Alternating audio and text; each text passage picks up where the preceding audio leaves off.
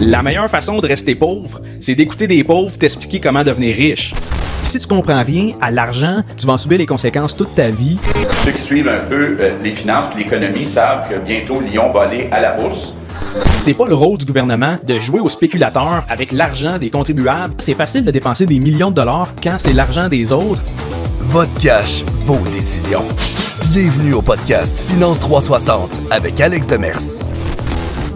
Je vais vous expliquer pourquoi avoir l'air pauvre, ça pourrait être la meilleure décision que vous pourriez prendre pour vos finances personnelles. Et quand je dis avoir l'air pauvre, c'est pas dans le sens d'avoir l'air d'un sans-abri non plus. L'idée, c'est de ne pas montrer à quel point vous avez de l'argent. Et en fait, il y a plusieurs raisons logiques de rester discret par rapport à vos revenus, vos actifs, puis toutes vos autres bebelles. Et c'est ça que je vais démontrer dans l'épisode d'aujourd'hui. Parce que premièrement, le simple fait d'exposer votre richesse, ça peut augmenter les risques de poursuite. Et ce que je veux dire par là, c'est que quand tu n'as rien à ton nom, tu peux bien recevoir 10 mises en demeure. La personne qui veut te poursuivre au civil, elle n'aura rien à saisir au final. Mais si tu possèdes une résidence, des immeubles à revenus, une entreprise, un véhicule de luxe, un bateau, bref, tous des biens saisissables, à ce moment-là, tu deviens automatiquement une cible plus intéressante pour un recours judiciaire parce que quand tu consultes un avocat pour savoir si ça vaut la peine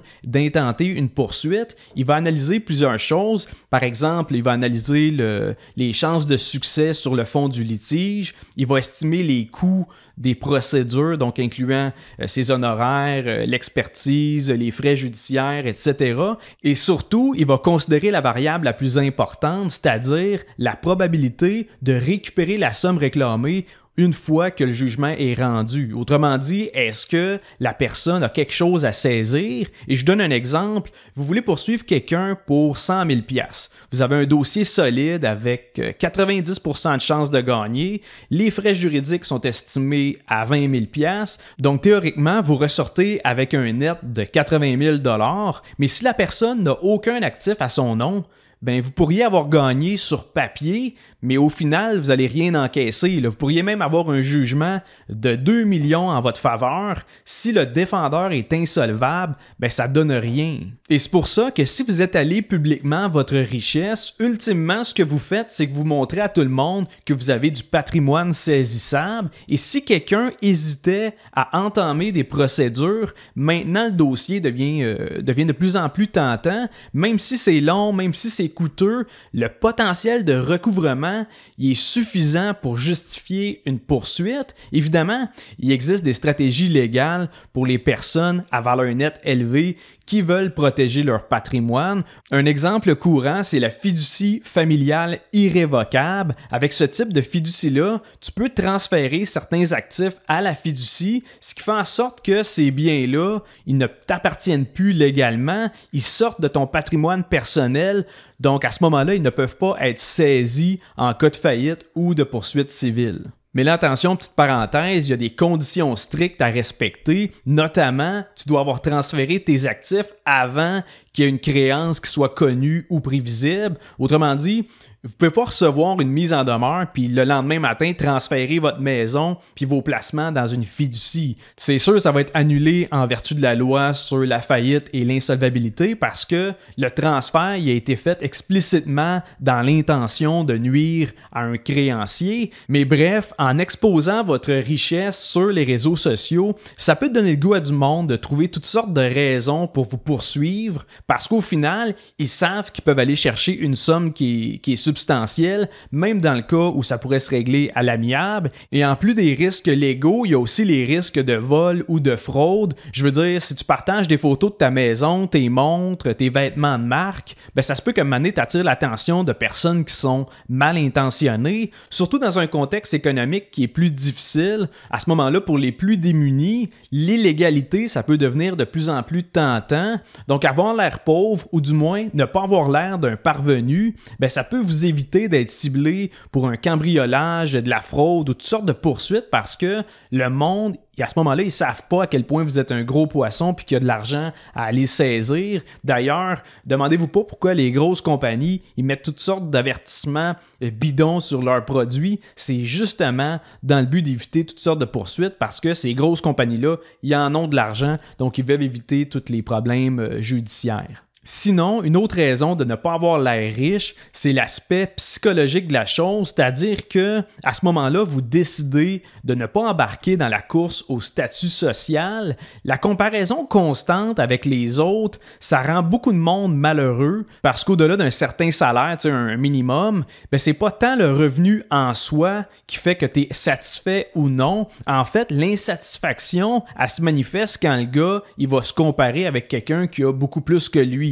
À la base, tu étais peut-être bien content de faire 80 000 par année puis de vivre tranquille dans ton petit bungalow à 400 000, mais là, tu roules dans un quartier avec des baraques à 2 millions, puis là, tout d'un coup, tu trouves que tu gagnes pas assez d'argent. Et c'est sûr que ce phénomène-là de se comparer à tout le monde, c'est exacerbé par les réseaux sociaux. Dans le temps, tu savais qu'il y avait des riches, mais tu savais pas nécessairement à quoi ressemblait leur style de vie, mais maintenant, à chaque jour, vous pouvez voir des célébrités dans leur yacht, dans leur jet privé, vous voyez ce qu'ils mangent, vous voyez porter du Louis Vuitton, des montres à 200 000, et au final, vous réalisez tout ce que vous manquez parce que vous n'êtes pas multimillionnaire. Et cette comparaison-là, elle est malsaine, c'est quelque chose de toxique, et surtout, ça amène les gens à essayer de reproduire un lifestyle qu'ils n'ont pas les moyens de financer. En fait, je pense que c'est pire pour ceux qui ont techniquement les moyens de le faire parce qu'ils ont les revenus pour se payer un peu plus de luxe, mais en faisant ça, ils se retrouvent à travailler essentiellement pour payer toutes leurs dépenses, ce qui fait en sorte qu'il y a des gens qui font 150, 200 000 par année, qui n'ont aucune épargne, qui ont une marge de crédit loadée et qui n'ont absolument rien dans leur placement. Et c'est triste, mais j'ai l'impression que c'est le monde qui gagne c'est juste un peu plus que la classe moyenne. C'est ceux-là qui ont tendance à vouloir plus flasher. Tu vois tout de suite le genre de gars, là, ça fait pas 5 minutes que tu lui parles. Il t'a déjà dit combien il fait par année, combien son char il coûte par mois, puis combien il va coûter son prochain voyage. Pour lui, sa personnalité tourne vraiment autour de son argent, puis de ses revenus, puis à quel point il dépense. Et c'est pour ça que vous, en choisissant d'avoir l'air pauvre, ou plutôt de ne pas chercher à afficher votre succès financier, vous vous enlevez du stress et de la pression.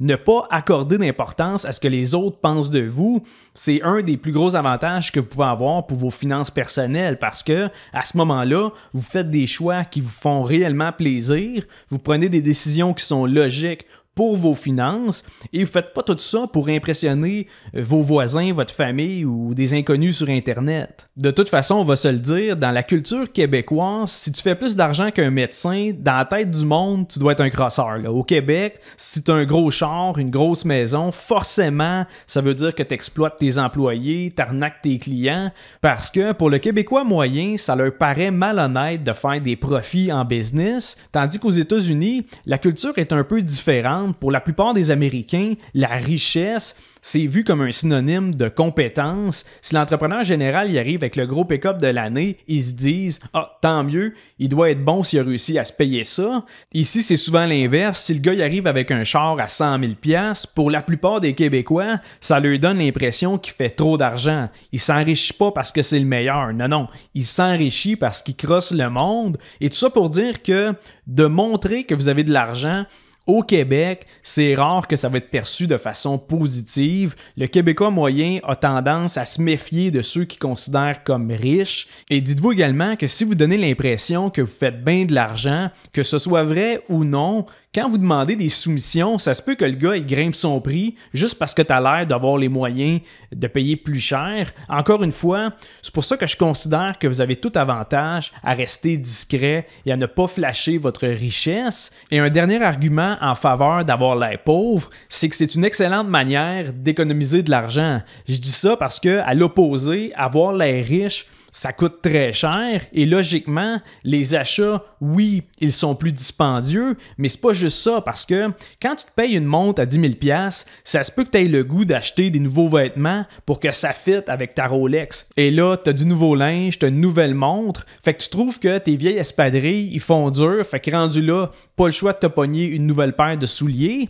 Et c'est ça le danger de se lancer dans le luxe, c'est rarement un achat qui est isolé. Ça fait plutôt un effet domino, c'est-à-dire que chaque dépense en amène une autre parce que tu veux toujours que l'image que tu projettes, elle soit cohérente. Et un autre exemple, c'est dans le cas où tu décides de t'acheter une plus grosse propriété, mais là, faut pas oublier qu'il faut que tu la remplisses de meubles, cette maison-là. Faut que tu payes l'électricité, faut que tu payes l'entretien paysager, la piscine chauffée, puis tout ce qui vient avec. Et c'est le même principe pour une voiture le moindrement luxueuse. T'es rendu avec les pneus 19 pouces, les freins ventilés, faut que tu fasses l'entretien, les réparations, tout ça. Ça coûte pas mal plus cher que si tu avais un Kia ou une Hyundai. Il faut pas oublier les pleins d'essence super 91 octanes et les primes d'assurance auto que tu vas devoir payer à chaque mois. L'idée, c'est que les gros achats, ça entraîne souvent une cascade de dépenses. Donc, la meilleure façon de ne pas tomber dans ce type de spirale-là, encore une fois, c'est de rester modeste et d'éviter de succomber aux marques de luxe pour afficher votre richesse. Et pour conclure, ce que je me rends compte, c'est qu'il y a 3 visions différentes de l'argent selon les classes sociales. Évidemment, pour les plus démunis, eux autres, ils voient l'argent comme le moyen de payer leurs factures puis leur loyer. Pour eux autres, l'argent, c'est quelque chose de rare. Puis ça sert principalement à survivre. Pour la classe moyenne, surtout la classe moyenne supérieure, eux autres, ils voient l'argent comme une façon de se payer du luxe et du confort. Tu sais, leurs besoins de base, leurs dépenses essentielles sont couverts, fait qu'ils veulent se gâter un peu. Et finalement, les riches, eux autres, ils considèrent l'argent comme un levier pour en produire plus. Et c'est pour ça que souvent, les plus riches, ce sont pas ceux qui cherchent à afficher leur fortune, ce sont ceux qui la bâtissent discrètement. Et sur ça, je termine l'épisode d'aujourd'hui. J'espère que vous avez apprécié le contenu. Si c'est le cas, je vous invite à laisser un 5 étoiles sur Spotify ou à vous abonner sur ma chaîne YouTube. Et je tiens à préciser que je vais être en vacances pour les 2 prochaines semaines. Donc, il n'y aura pas de podcast avant le 12 août. Donc, on se revoit pour un nouvel épisode de Finance 360.